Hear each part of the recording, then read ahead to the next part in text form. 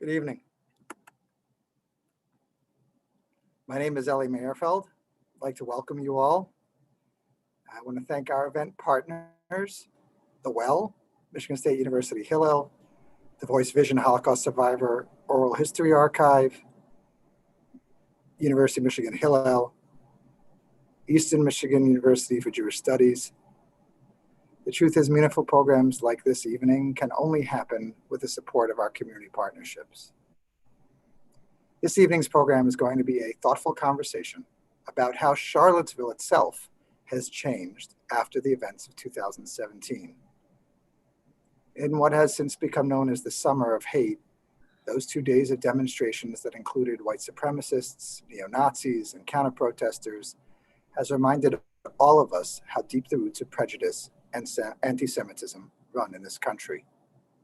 Now, as we're having our conversation, if you have questions, you can write them. If you see at the bottom of your screen a Q&A button, if you click on that, you can post your questions, and we're going to try and address as many of them as we can. I'm sure we won't be able to get to all of them, but we'll try to answer as many of them as we can. I'd like to introduce our guests for this evening, Rabbi Rachel Schmelkin and Alexandra Kaufman-Horowitz. Rabbi Schmelkin served as the Associate Rabbi for Charlottesville Congregation Beth Israel from 2016 until earlier this year. During her time in Charlottesville, she was active in the interfaith and social justice community, which you're going to be hearing something about. She was an involved member of the Charlottesville Clergy Collective, the Women's Clergy Circle, and the One America movement. Rabbi Schmelkin received her Bachelor of Arts in Psychology and Jewish Studies from Indiana University at Bloomington, with minors in Hebrew and History. She was ordained through the Hebrew Union College Jewish Institute of Religion and was a recipient of the Tisch Rabbinical Fellowship. Rabbi Schmelkin currently teaches at the Sixth and I Synagogue in Washington, D.C. Alexandra Kaufman-Horowitz, a former senior producer at CNN International, began her career around the corner producing weekend news at WILX TV in Lansing. She subsequently spent 10 years covering business and economics for CNN and its various networks from bureaus in New York, Washington, London, and Hong Kong. She now works independently as a writer, director, and producer of documentary shorts for nonprofits. Her writing has appeared in the Washington Post and elsewhere. Ms. Horowitz holds degrees from Brown University and the University of Michigan in Ann Arbor. Go Blue. Alexandra, if you could set up the film for us. Thank you, Rabbi Meyerfeld. It's wonderful to be back in Michigan, even virtually. I've always heard that you can gauge the security of a Jewish community by its synagogue. If the building blends into the buildings around it so that no one really notices, it's not a community that feels secure. But if the building stands out, it's a community that doesn't feel threatened. Charlottesville has only one synagogue, a beautiful 19th century Gothic building that stands right on Main Street in the center of town. It's so central and so noticeable that the first time I saw it, I thought it must have been built as a church and later used as a synagogue. But I was wrong. The land was purchased in the 1880s and the building was built specifically as a synagogue. In fact, Jews have lived in Charlottesville since the time of Thomas Jefferson. So when white supremacists came to town chanting anti-Semitic slogans 3 years ago, the shock was an acute one. Jews in Charlottesville felt a strong disconnect between their day-to-day experience and the hatred that was on display so publicly. The film you are about to see chronicles their response. It's based on the Charlottesville Jewish Oral History Project, which was conducted by Dr. Phyllis Leffler, Professor Emerita of History at the University of Virginia. It was made possible by a grant from the Southern Jewish Historical Society. Good evening. Alexandra, that was quite a film. Thank you. Film, very moving. 3 years ago in August, over 200 people met here at the Holocaust Memorial Center in our auditorium for a facilitated discussion that was hosted by The Well to help people process the events in Charlottesville. And it was then we actually Skyped with Rabbi Rachel. I know you probably had a lot of appearances at the time. I'm not sure you remember, but we Skyped with you to understand the atmosphere at Congregation Beth Israel. So this evening, I wanted to talk about what you think has changed in Charlottesville, what you think the community has learned. Could you share some of that with us? And I think, Rachel, go ahead. Yes, absolutely. So as you said, when I spoke with you way back when in 2017, within probably the first week of that event happening, we were really in the thick of coming to terms with anti-Semitism in the United States, seeing something that we really thought that we would never see. And I think that as the days and weeks went on,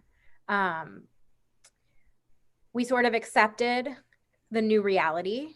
And there were a lot of changes. I mean, even just from the standpoint of security, I won't go into detail. I know you never do either. But I think that the congregation really became very interested in social justice work, in social action work. It accelerated a lot of the work that I think the congregation had it in their hearts to do, but maybe hadn't started yet. Had a major impact. What, Alexandra, what brought you to make this movie? What was the impetus? I think that it was such a shock that a Jewish community would experience this so blatantly. It did not come close, like such a public display of anti-Semitism. It did not come close to anything I had experienced in this country ever in my life. And also I wanted to tell the synagogue story of what the synagogue had gone through that day. There was a blog post that the president of the synagogue had written at the time. You can Google it. I'm sure it's still online.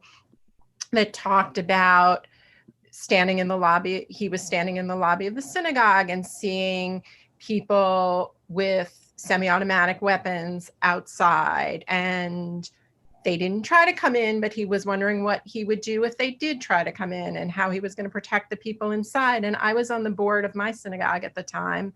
And I just read that and pictured myself standing in the lobby of my own synagogue and thinking, what would I do in this completely unimaginable situation? And when did you get to meet Rabbi Rachel for the first time? So I met Rachel, it would have been about about 6 or 8 months later, maybe. I happened to be on a retreat in Charlottesville where we met with the rabbis and the congregants, and we heard their stories in depth about that weekend and what they went through afterwards. And so then I followed up with Rachel and other members of the community and learned their story more and more in depth and wanted to share it. So here's a question that came in for Rabbi Schmelkin. How did these events influence or change how you understand your role as a rabbi and community leader? I received this question a lot. So as you said, I was ordained in 2016. And when I initially went to Congregation Beth Israel, I took a job as rabbi educator. So I anticipated my primary role there being worship, leading, working with families, and running a religious school. Obviously, a year and 1 month after that, these events happened. And my role really shifted to becoming a social justice advocate and a community leader in the larger Charlottesville community, in the interfaith community. And I learned pretty quickly, especially in the months leading up to both the KKK rally that happened in July, which isn't spoken about as often, but also the alt-right rally in August of 2017, that people were actually watching to see what Rabbi Tom and I were going to do. They wanted to know, are you going to protest? Are you going to stay home? Are you going to go to the park where the hateful people actually are? Or are you going to go to alternative events being put on in the city? And I realized that people wanted to know what I was going to do and what Rabbi Tom was going to do, because it was going to influence what they chose to do. And that was a lot to take on, especially for a rabbi 1 year in.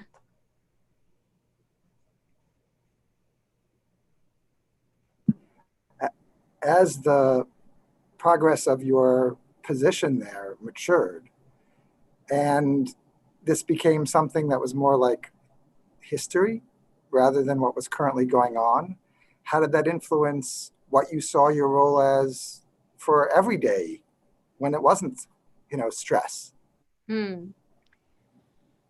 Yeah. So, I mean, not that it's not a funny joke, but I definitely, some of my clergy colleagues in Charlottesville, we talk about how it felt like we were just in constant crisis for years.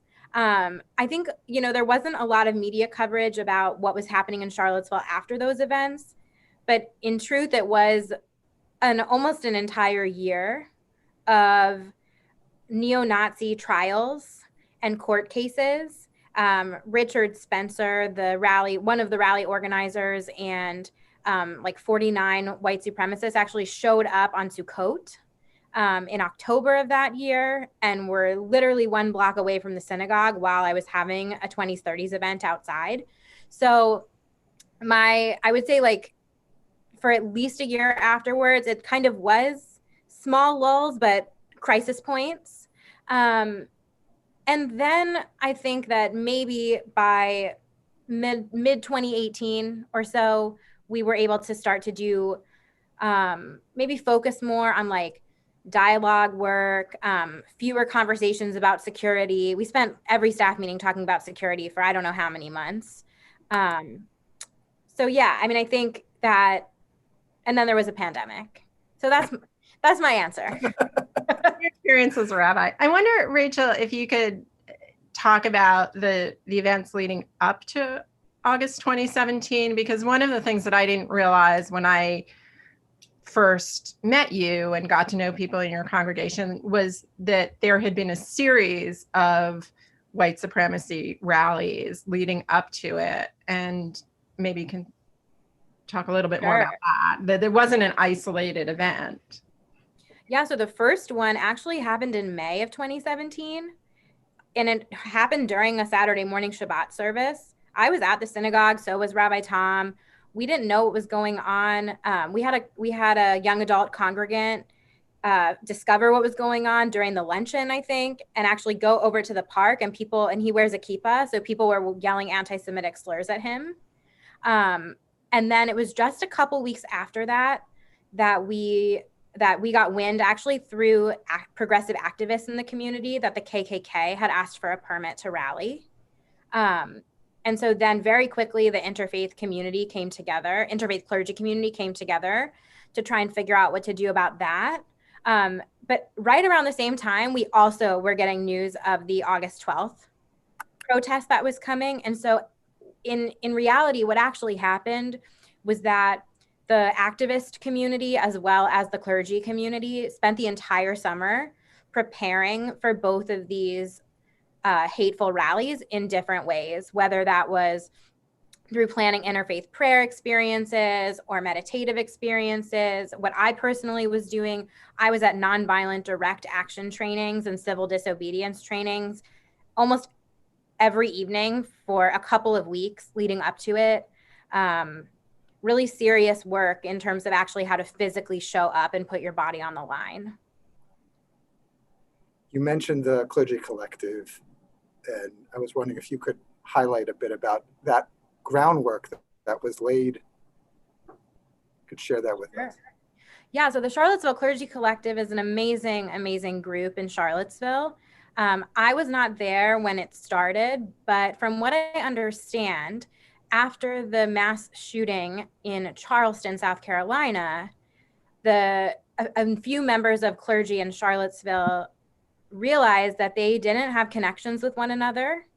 And they started to ask themselves, if a crisis or a tragedy were to happen in Charlottesville, what would they do, and how would the faith community come together? And so they actually started this Charlottesville Clergy Collective as a result of that shooting.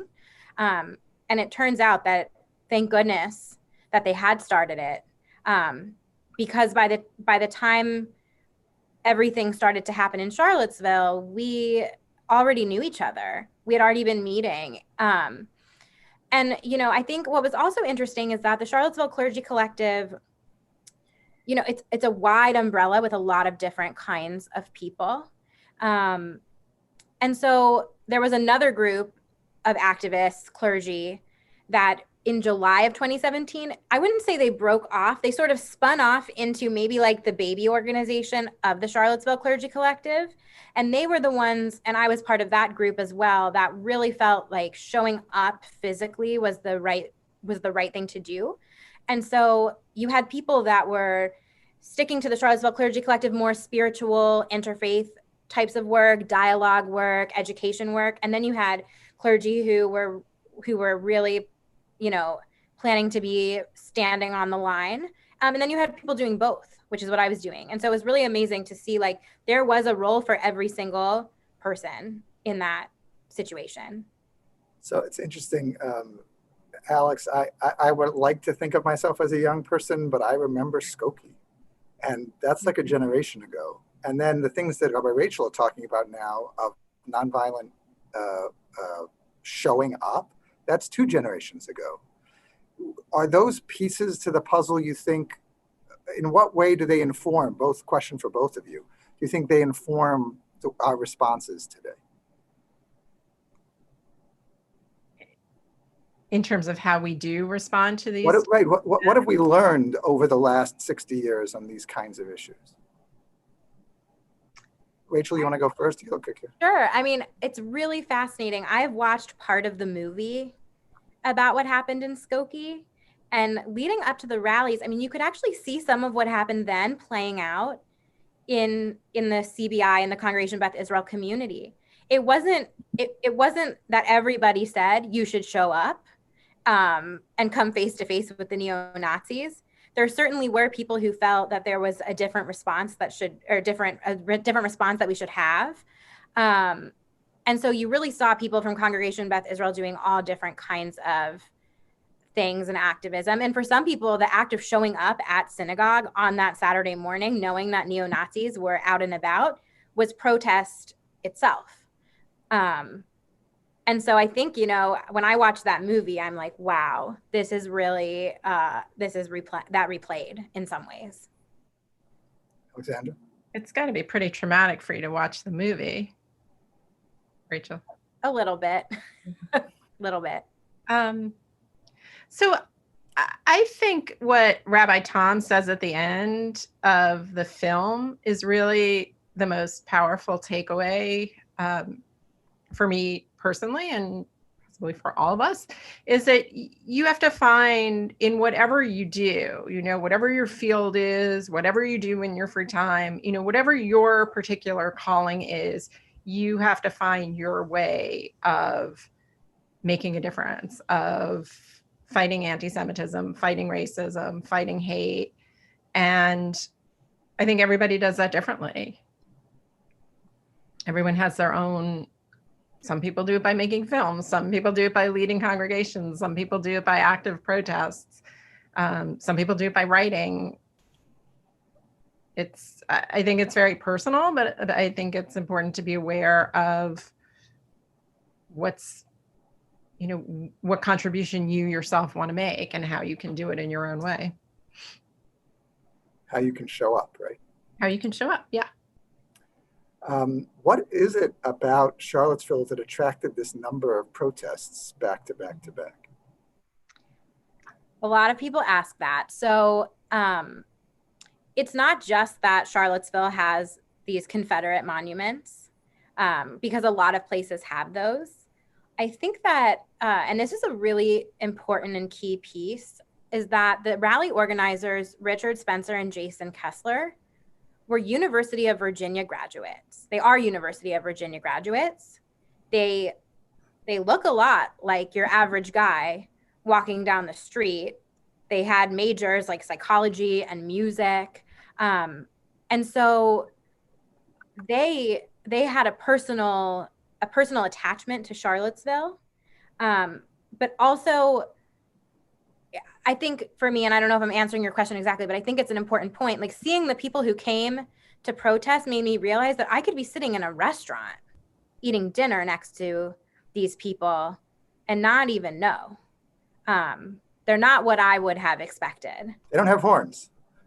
Well, that was the point. I mean, that was by design in August, right? That they specifically came in khakis and regular shirts and none of the regalia. It actually made it very hard to find video and pictures to illustrate, because I expected when I set out that there were going to be all these signs with anti-Semitic slogans, and that there were going to be, people wearing hoods, and there were, but they were in the earlier rally, the spring and early May and July. They were not in the August. The August by design was meant to look very mainstream and very, like Rachel said, you could be sitting next to this person anywhere. And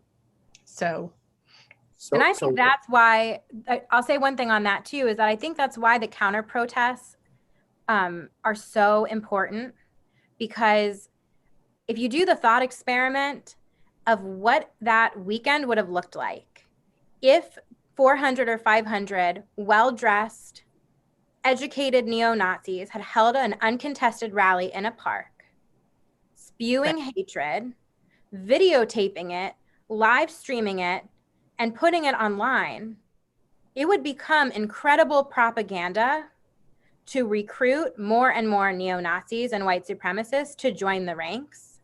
And so I think that by showing up and shouting those people down, we did not give them the platform that they were looking for and the normalcy that they were looking for too. So that brings up a question that Retta asks, who's watching. She asks about how do you try to raise, and maybe this is self-serving because here at the Holocaust Memorial Center, this is like what we think about every day. How do you educate youth so they don't grow up to be haters? It's a big question. So you just said that if they would have these videos, if they would be able to talk about these things, it's a way for people to be able to say, oh, I could be a hater and be normal. What is it that we need people to hear on the other side that tells them that no, hate is hate? How do you provide that kind of counterbalance to this new method, which says it's totally normal? I think you look at the impact of it, and you personalize the consequences of it, primarily for the victims, but also I think for the perpetrators. My field is telling stories. So what I would say is you tell the stories of the people who are victimized and you look at the impact. But there's also a court case that's going to trial next month that is trying to bring the perpetrators to justice financially and bankrupt them financially by saying there are severe consequences to bringing and organizing this kind of violence. And they're bringing it under a 19th century KKK act. And it's a groundbreaking lawsuit. And the idea is to show that there are real life consequences for organizing this kind of hatred. One of our attendees is asking about the challenge. Rachel, you've been talking about working within the clergy, but we're also raising a large generation of the unchurched, of people who are less affiliated with religion. What role do you think clergy can continue to play, given that there's this large group? Is there a way to reach them within the interfaith community, do you think? You're saying a way to reach the people who are not connected to religious organizations. Right, who need to hear the messages that groups like your collective have been able to tell in a way that needs to be heard in our communities. And now I'm not talking about what I was asking for about intervention, right? Now I'm looking for allies. How do you find those allies in a world where there's diminishing church influence and synagogue influence? Yeah, that's an excellent question. And that's one I'm not sure I've gotten. I didn't post an answer, by the way. It was only a question. So yeah. No, it's a really good question. I think that, at least from what I saw, some of the more, I would say, religiously disconnected people involved themselves. They didn't necessarily involve themselves through faith groups. They were more likely to be a part of Black Lives Matter or showing up for racial justice or other progressive groups that aren't attached to a religious organization. But that doesn't answer the question of how do we reach those people. And I think like that's what rabbis and pastors are. I mean, we're talking about this, not just how do we reach people so that they'll, care about the world and fix the world, but how do we reach them and get them in the doors of our synagogues and communities. And I think that we're working on it. It's an ongoing conversation. Yeah, go ahead, Alex. Exactly. There's also, I mean, look at what this summer has been with protests and pandemic. And I mean, if people want to be reached, there's plenty out there reaching out to them. You don't have to look far to find a way of showing up, right? I mean, it's not limited. The hate isn't limited to anti-Semitism. It's only a piece of the broader, racism's a piece, anti-Semitism's a piece. If we don't think so much in silos, but as a broad whole, there's ample opportunity outside every one of our windows to engage. Thank you. So, Rabbi Rachel, to push back on perhaps another way of viewing the initial intent of these, of Spencer and the other organizers, one of our attendees is asking, isn't there also a piece of this that perhaps they were looking for a response, that they knew they were marching in Charlottesville, which has a progressive community today, and they were hoping to create some publicity and pushback? And yeah, I'll say just a quick word on this, but I actually think Alex also can speak to this. Yeah. I'm sure they wanted attention. There's no question about that, but there's also no question in my mind that there was violent intent behind the rallies. And the other thing that I think about a lot when I have received pushback about, maybe people should have just stayed home and let them exercise their freedom of speech. But what about Black and brown people? What about people of color? What about people wearing outwardly religious garb who had to go to work in Charlottesville that day? And there were hateful people around who were saying things about hurting them. And so I think that in some way showing up was also about protecting the lives of the most vulnerable in a situation in which people showed a lot of intention to do harm. Alex, do you want to jump in on that at all? Yeah. I'll just say on the violence front, actually, I'll come back to the violence in a second, but one other reason I think that Charlottesville was chosen is that it was the home of Thomas Jefferson, and Thomas Jefferson wrote the Virginia Statute for Religious Freedom, which gave people freedom not based on their being Christian. And it was so important to him, in fact, that it's one of the three things listed on his tombstone. The other two are founder of the University of Virginia and author of the Declaration of Independence. Interestingly, not president of the United States. That apparently either maybe it just didn't fit, and I don't know, but that was not there. But the Statute of Religious Freedom was. So there was also that statement.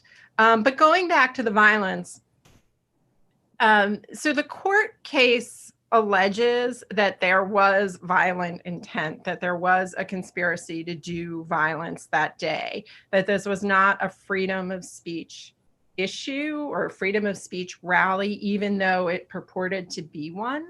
And in fact, law enforcement found weapons buried and hidden around town. So,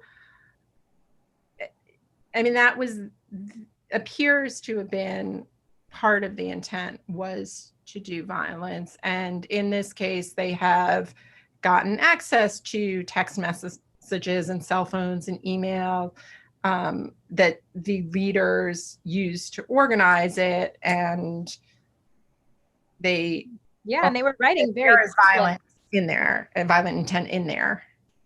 They were writing violent things publicly. I mean, I'm not an attorney, so I don't know how this would serve as evidence in court, but I read with my own eyes from the Daily Stormer, a neo-Nazi website, I think in the week leading up to the rallies, next stop Charlottesville, final stop Auschwitz. I don't know how someone can write that and claim that that is not a violent statement. And even the flyer had images of violence on it. And I remember Rabbi Tom, mentor teacher, my former boss, he just walked around the synagogue for weeks with this flyer going, I can't believe this flyer. I can't believe this flyer. And his parents were Holocaust survivors.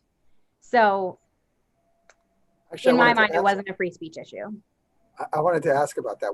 Were there other Holocaust survivors or children Holocaust survivors as members of the congregation for whom the resonance was perhaps a bit stronger, and how did they react? Yeah, and Alex, you spoke to a lot of people too, so I'll have you. There was, as far as I know, there was one in the community, and there's a soundbite with him in the film where he basically says, I can't believe I'm seeing this again. I can't believe I'm going through this twice in one lifetime. But that's the only one I'm aware of. And then I think that also informs the answers that you just gave about the need to react to a show of force like this. The fact that you said there are people walking down the street who are going to feel threatened meant that you needed to speak up against those who are protesting. And I just, I say all the time here, our job is not to tell people what to do, but they need to understand the history. And when I hear you describe the response, it sounds to me like those lessons got through. Mm-hmm. And that, I think, is the answer to the other person's question who asked earlier about, how do you train the next generation not to be haters, is through history, through training people to understand the consequences, like Alexandra said, that, can bankrupt you, right? But it causes pain, anguish, perhaps violence, perhaps death to others. And helping people to understand that through history is such a strong way of getting people to think differently about their current circumstances. So I'm just very taken with that response that people had in the moment to understand that. One more question I want to ask from Lynn. She asks how law enforcement can help to make sure these kinds of things don't happen. And I think there also it's about accelerants. It's about what one thing leads to the other. We had our sheriff's department, our local Oakland County Sheriff's Department here for a tour about 9 months ago. The sheriff came with his deputies, and they wanted to be able to say they understand better what the role of law enforcement is. Unfortunately, the story of the Holocaust, law enforcement took the sides of the aggressors, of the persecutors. And so it's very important, I think, that the role of law enforcement in each community, and I realize that's freighted right now, has to be that they're on the side of the oppressed and not on the oppressors. But I want to open up to the two of you to talk about it.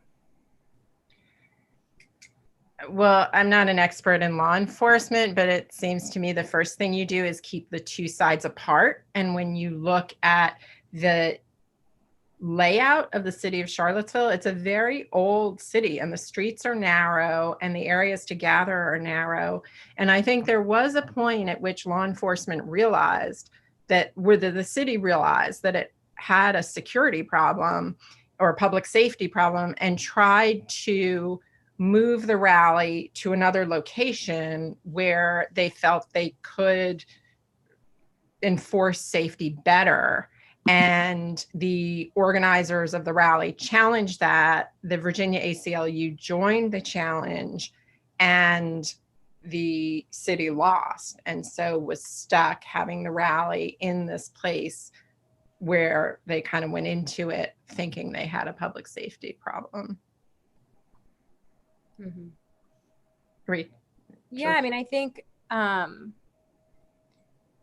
it's such a difficult and complex issue right now. I think, you know, the foundation is all of this is that we need better policing. We need anti-bias training for police.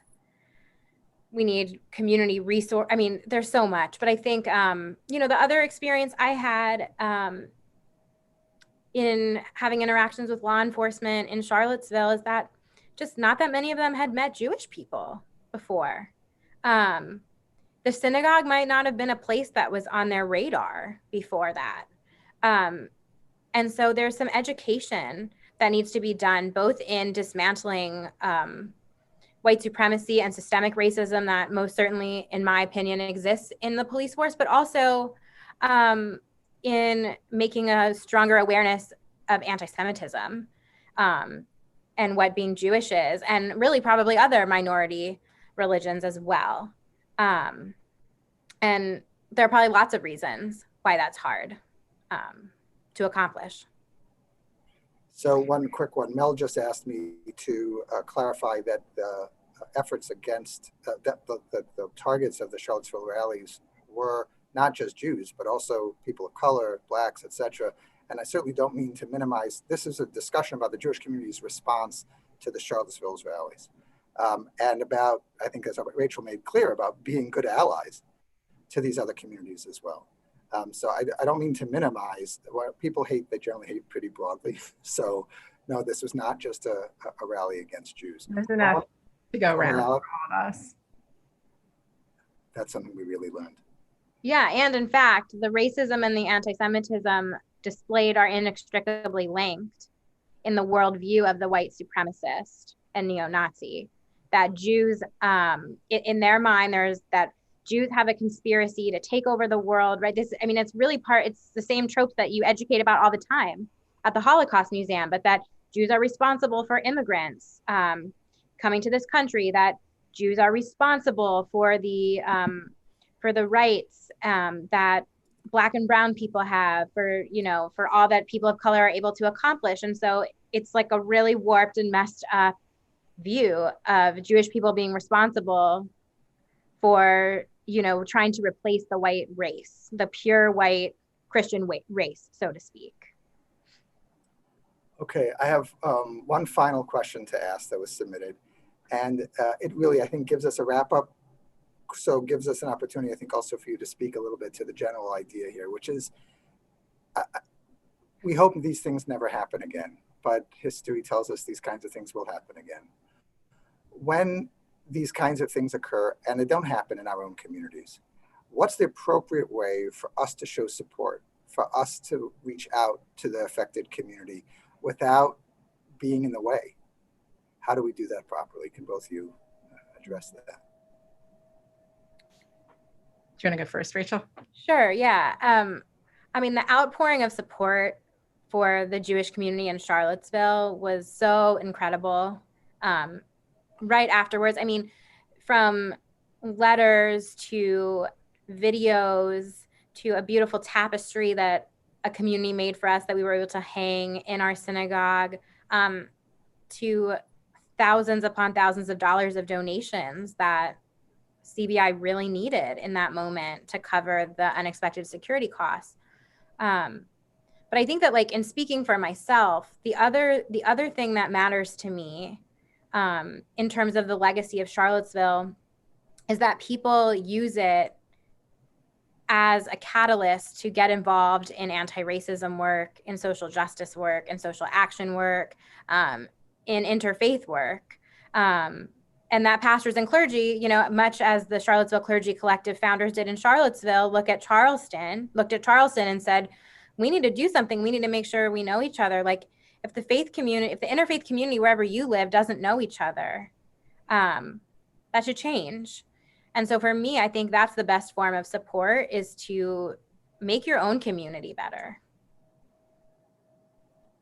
And sort of following up on that, I would say it's to listen to their experiences and share their experiences and tell their stories and carry their lessons forward in the way that we do about the Holocaust and the way that you do about the Holocaust. It's the same principle. So I was going to ask you for a final question, but I think you both answered it, but I'm going to give you one more shot at it anyway. My question was going to be, what do you think there's something that our viewers can do themselves to help build a more ethical world? So go ahead, both of you. Well, I would say the opportunities are vast. I would start by saying just listen to what's going on around you, read, educate yourself, and somewhere along the way, you will find a way to contribute to it. Yeah, I mean, I agree with that. And I have a list of things that I think you can do. Directly. So number one, vote. If you are a white person, really understand what that means. Really try and understand systemic issues, structural racism. If you have a way, I know it's hard in the middle of a pandemic when we can't meet together, but if the opportunity ever arises to do nonviolent direct action training or civil disobedience training, take the opportunity and do it. Even if God forbid the actual event happens and you decide like physically showing up isn't the right move, it is such a helpful tool. I won't go into the story now, but I will say that the training that I received allowed me to bear witness to a Black person who was being pushed down to the ground by mall security officers. And I knew what to do in that situation, and I knew how to bear witness to that and how to stand by. And so I think that training is critical. And just, don't ignore white supremacy. Like if it comes your way, stand up and do something about it. I want to thank everybody for their very thoughtful questions. I want to thank Rabbi Rachel and Alexandra for your time, for your thoughtful discussions. This has been a great conversation. I want to thank all the partners again for their support of the event, making the evening possible. The museum is now open, so I want to encourage people to come and visit. We have only timed tickets. We're using all of the recommended methods to provide for the safety of our visitors. Our special exhibit, Operation Finale, the capture and trial of Adolf Eichmann, is here for another few weeks, so I would encourage everyone to try and come and see it soon. And I want to thank everyone here who's listening for their support of the HMC at this very critical time. And I would ask you to consider making a donation and becoming a member. Our next event is going to be Monday, September 14. It's going to feature journalist Helen Epstein, and she's going to tell Francie's story, the story of her own mother, a seamstress who survived Auschwitz by lying to the Nazis and claiming to be an electrician.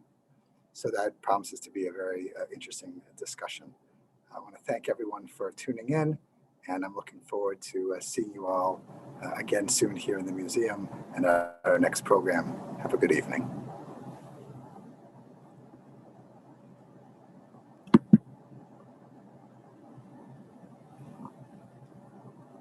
Who raised their hand?